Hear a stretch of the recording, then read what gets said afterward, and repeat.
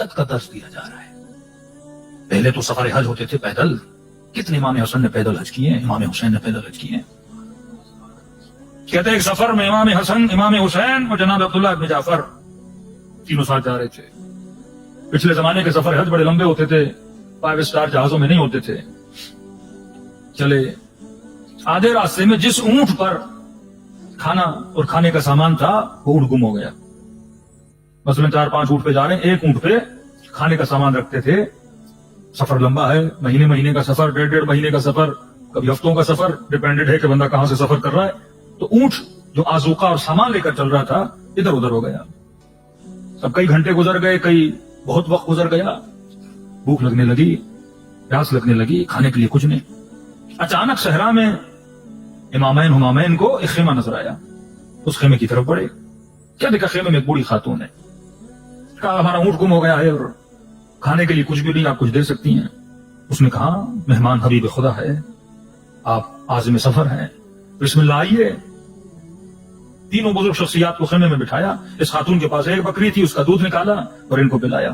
کہا ہمیں بھوک بھی بہت لگی ہے. اس نے امام کو کہا کہ میری بکری کھڑی, آپ ذبح کر لیں, میں آپ کے لیے سالن بناتی. غالباً امام حسن امام حسین اٹھے, اس بکری کو ذبح کیا اور اس خاتون نے بنایا. سیراب ہوئے اور کہا کہ جب بھی آپ کا آنا ہو مدینے میں آپ ضرور ہمارے پاس آئیے گا, آپ کے اس احسان کا بدلہ ہم ضرور چکائیں گے. آپ نے کھانا کھلایا, مہمان نوازی کی, شکریہ کیا اور چل پڑے. رات کو اس کا شوہر آیا, تو بکری کہاں گئی؟ اس نے کہا مہمان آئے تھے, زائر خانے خدا تھے, کچھ بھی نہیں تھا, اتنے دنوں سے بھوکے تھے, پیاسے تھے, بکری سے. اس نے بڑا ڈانٹا. کہا ایک ہی زندگی میں ہمارے پاس بکری تھی, بڑی مشکل سے جس کو چلاتے تھے, اور اسی سے دودھ اور وہ سارا تم نے وہ قربان کر دیا. بہرحال لمبا عرصہ گزر گیا.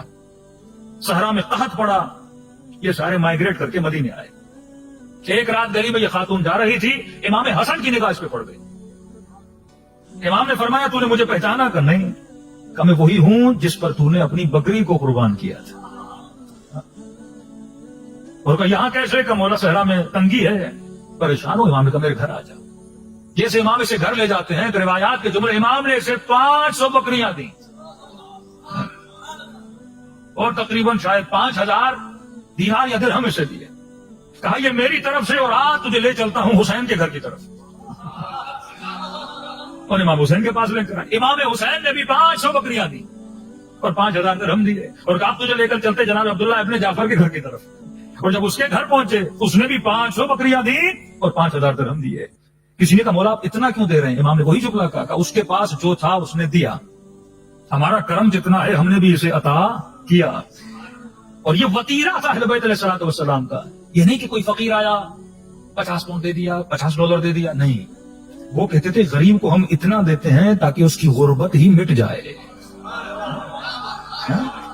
یہ اہل بیت کا وطیرہ. بار بار مجھ سے مانگنے آئے اور میرے اندر ایک احساس عجب پیدا ہو, اتنا دوں کہ ایک ہفتے کے بعد پھر آئے, اتنا دوں کہ 1 مہینے کے بعد پھر آئے. کہ اگر تیرے اندر یہ طاقت اور استطاعت و توانائی ہے تو کسی کی غربت کو مٹا سکتا ہے, اسے غربت کے میدان سے نکال کر معاش کی زندگی میں لا سکتا ہے, تو تیرے اوپر یہ لازم ہے کہ تو اس کی مدد کرے. یہ وطیرہ ہے امام حسن ابن علی کا. سخاوت امام حسن اتنی مشہور تھی, فرماتے ہیں 3 مرتبہ امام حسن نے اپنی کمپلیٹ دولت غریبوں میں تقسیم